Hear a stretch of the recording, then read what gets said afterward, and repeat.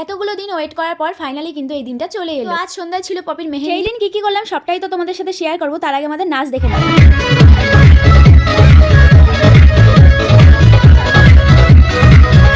দাঁড়াও মাঝখান থেকে বললে তো তোমরা কিছুই বুঝতে পারবে না। চলো ভিডিওটা একদম প্রথম থেকে শুরু করা যাক। দুপুরে খাওয়া দাওয়া কমপ্লিট করার পর একদম ফ্রেশ মুডে কয়েকটা শর্টস ভিডিও বানিয়েছিলাম। তারপর আমি বাড়িতে চলে এলাম। আগে থেকে আমি ঠিক করে রাখিনি যে আজ কি পরবো, যেই কারণে হাতের কাছে যেই ড্রেসটা পেয়েছি সেটা দিয়ে কিন্তু রেডি হয়ে গেল। আর তোমরা তো দেখতেই পেলে ঋতিশা, পূজা, পিউ ওরা কিন্তু আমাদের বাড়িতে আমি কখন রেডি হবো সেটার ওয়েট করছিল। যাই হোক রেডি হওয়ার পরে তো আমরা পিসি বাড়িতে চলে এলাম। আমি এখানে এসে দেখি পপি এখনো রেডি হয়নি, তাই ওকে রেডি করে মেহেন্দি পরাতে বসে গেছে। তার মধ্যে মনামিও চলে এলো। আমাকে বলেছিল যে আসবে না, আমাকে তো পুরো সারপ্রাইজ দিয়ে দিয়েছে। পপির বিয়েতে ওকে মেহেন্দি পরানোর দায়িত্ব ছিল আমার ওপর, কিন্তু মেহেন্দি পরাতে বসতে যে এত পরিমাণ লেট হয়ে গিয়েছিল, দুই হাত এইটুকু সময়ের মধ্যে কমপ্লিট করা আমার পক্ষে সম্ভব ছিল। এই কারণে পপির আরো এক বান্ধবীকে মেহেন্দি পরাতে বসানো, এক হাত আমি আর এক হাত দীপিকা কমপ্লিট করেছি। এইভাবে কিন্তু আমাদের কাজটা অনেক তাড়াতাড়ি হয়ে গিয়েছিল। আর সত্যি কথা বলতে ওই কয়দিন এত পরিমাণ রাত জাগা হয়েছে, আর একে মেহেন্দি পরানো, ওকে মেহেন্দি পরানো, ওই কাজ করা এই কাজ করা, এই করতে করতে এখন আর এইসব কিচ্ছু ভালো লাগছিল না। মনে হচ্ছিল 8-9 ঘন্টা টানা ঘুম দিলে মনে হয় শরীরটা সুস্থ হবে। আমার সাথেই এমনটা হয়, কারণ অনুষ্ঠানের আগে যেই জোশটা থাকে সেটা আর ওই অনুষ্ঠানের মধ্যে কোথায় যেন হারিয়ে যায়। মেইন অনুষ্ঠানের আগে 4 দিন রাত জেগে অনুষ্ঠানের দিন ঘুমিয়ে থাকা, এটা কি তোমাদের সাথে কখনো হয়েছে? হয়নি না? আমার সাথে হয়েছে, সেটাই তোমাদের সাথে পরে শেয়ার করব। মেহেন্দির জন্য এখানে একটা সুন্দর সেটআপ করা হয়েছিল, কিন্তু আমরা এখানে এসে বসি পরে, যখন অর্ধেক মেহেন্দি পরানো হয়ে গেছিল তখন। এই সবের মাঝখানে কিন্তু আমাদের একবার নাচ করা হয়ে গেছে। সেই গানের সাথে নাচের ভিডিওগুলো আর দিতে পারলাম না, কারণ গানের সাথে ভিডিও দিলেই কপিরাইট দিয়ে দেবে। আর ওই সময় যে আকাশের কি হয়েছিল কি আর বলবো, এত পরিমাণ বৃষ্টি। এই সময়ও কিন্তু বাইরে প্রচুর পরিমাণে বৃষ্টি হচ্ছিল। তখন অনেকটা রাত হয়ে গিয়েছিল, আর রাহুলদার বাড়ির সবাইও চলে গেছে, পপির বান্ধবীরাও চলে গেছে, আর আমার বান্ধবীরাও কিন্তু চলে গেছে। এই জন্য বিয়ে বাড়িটা এখন একদম ফাঁকা ফাঁকা লাগছে। আর আজই কিন্তু আমরা আমাদের বাড়ির তরফ থেকে পপির বিয়ের গিফটটা ওকে দিয়ে দিয়েছিলাম। এতক্ষণ ধরে তো আমরা অনেকে অনেক রকম ফটো তুলেছি, পপির কিন্তু একটাও ফটো তোলা হয়নি। তো এই শেষে হবে ব্রাইডের ফটোশুট। এইদিকে পপির ফটোশুট হতে থাকুক, আর আমরা চলে যাই খেতে, কারণ প্রচন্ড খিদে পেয়ে গেছিল। ওই কয়টা দিন যে আমার কি হয়েছিল, নিজের হাতে তো খাওয়া ভুলেই গেছি। আর এখন আমি মানির পাশে বসেছি, কারণ মানি আমাকে এখন খাইয়ে দেবে। প্রতিদিন যদি এমনটা হতো বেশ ভালোই হতো, তাই না? যাই হোক খাওয়া দাওয়া কমপ্লিট করে চলে এলাম। তারপর এইসব রং ঢং করতে করতে বেজে গেছিল রাত ওই 1টা, আর ঘুমাতে ঘুমাতে রাত 2টো, আর উঠেছিলাম সেই ভোর 4টের সময়। এরপর